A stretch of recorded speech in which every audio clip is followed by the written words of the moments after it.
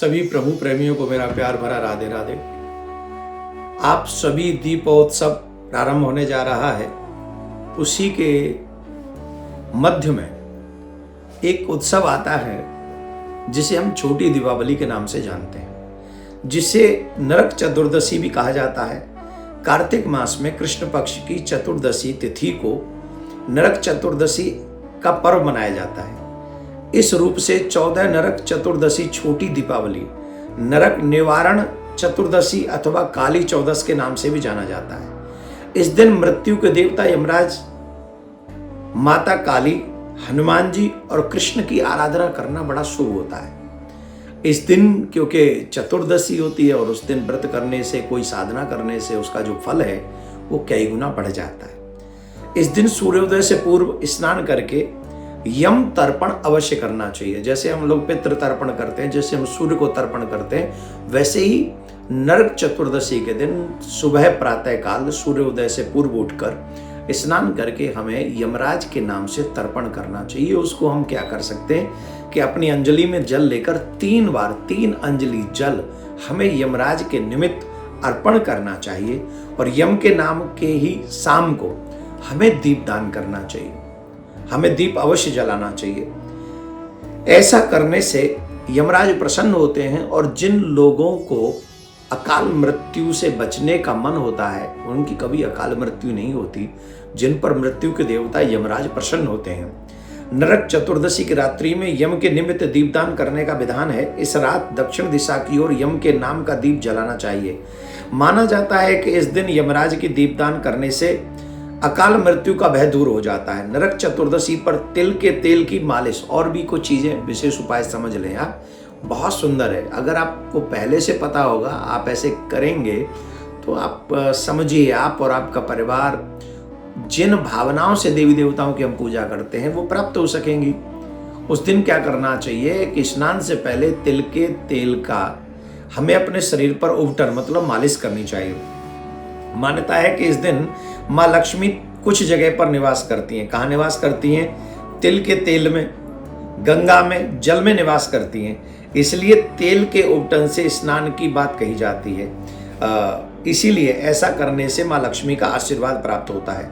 पौराणिक कथा के इसी दिन श्री कृष्ण ने एक दैत्य का वध किया था जिसका नाम था नरकासुर। इस दिन जल्दी उठकर अच्छे से स्नान किया जाता है और रात्रि में इस दिन यम की पूजा है, दीपक जलाए जाते हैं। इस दिन एक पुराना दीपक में सरसों का तेल, वह 5 अन्न के दाने, मतलब कोई भी अन्न के दाने, पीली सरसों के भी दाने डाल दीजिए, गेहूं के डाल दीजिए, 5 अन्न के दाने डालकर इसे घर की नाली की ओर जलाकर रखा जाता है। यह दीपक यम दीपक कहलाता है।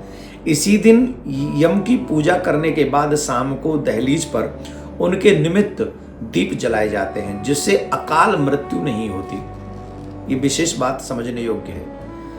नरक चतुर्दशी के दिन जड़ समेत कुछ और उपाय समझ लें। जिनके घर में बीमारियां बहुत होती हैं, बच्चे बीमार रहते हैं या बहुत बीमार, दवाइयों का सिलसिला लगा है, इसी दिन एक काम करना है कि नरक चतुर्दशी के दिन जड़ समेत मिट्टी से निकली हुई अपामार्ग चिरचिटा की टहनियों को सिर पर घुमाएं। ऐसे क्लॉकवाइज भी घुमा दें पूरे शरीर पर या फिर सर पर घुमा दें। घुमाने की परंपरा है। कहा जाता है कि ऐसा करने से आपकी सेहत को कोई नुकसान नहीं होता, साथ ही नरक का भय दूर हो जाता है। आप चाहें तो लौकी के टुकड़े को भी सिर पर घुमा सकते हैं, अगर चिरचिटा न मिले तो, अपवर्ग न मिले तो।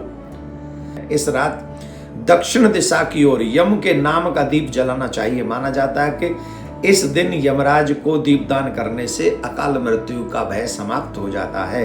हालांकि इस दीपक को जलाने के बाद इसकी निगरानी भी करनी चाहिए कि कहीं ये दीपक बुझे ना। कुछ संभाल के ऐसी सुरक्षित जगह पर इसको रखें कि ये दीपक बुझे ना, और जब इसकी लौ बढ़ जाए तो इसे आप अपने घर में भी ले आएं तो शुभ माना जाता है। घर में संभाल के रख दें। ये तो हमने बता दिया। संध्याकालीन तो यमराज के नाम का दीपक जलेगा।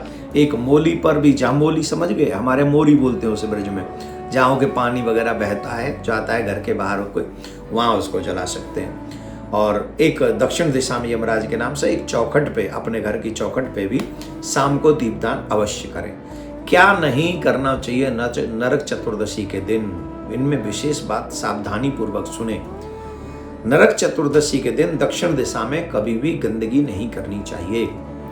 लिया कचरा उधर ही फेंक दिया, अब कचरा उधर फेंक देंगे तो उधर ही उसी दिशा में पितर रहते हैं, उसी दिशा में यमराज भगवान रहते हैं, और उन्हीं से मांग रहे हो कि हमें अकाल मृत्यु से बचना है, वो गड़बड़ हो जाएगी ना। उसी दिशा को गंदी करोगे, उस दिशा को साफ आप करें पर गंदगी न फैलाएं, कोई भी कचरा इत्यादि उधर न डालें, नहीं तो यमराज और पितृ दोनों ही रुष्ट हो जाएंगे।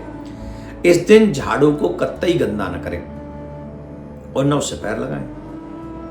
गंदा नहीं करना चाहिए, जैसे वारू वारू लगा दिया तो साफ सुख करके अपने साफ वारू को रख दें, और उससे पैर भी नहीं लगना चाहिए।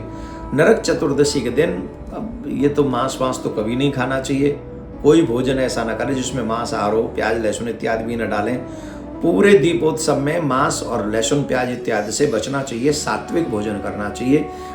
गरिष्ठ भोजन, गरिष्ठ नहीं, जो जिसे हम लोग शुभ नहीं मानते, लहसुन प्याज हुआ, अंडा हुआ, मांस हुआ, कुछ भी ऐसा हमें पूरे दीपोत्सव में पूजा के समय जब घर में माहौल हो, वैसे तो कार्तिक मास में ही कभी नहीं ग्रहण करना चाहिए, और हम जैसों से बात करो तो जीवन में ही कभी नहीं ग्रहण करना चाहिए। पर फिर भी इन 5 दिनों में विशेषतर बचे रहें, शुद्ध भोजन करें।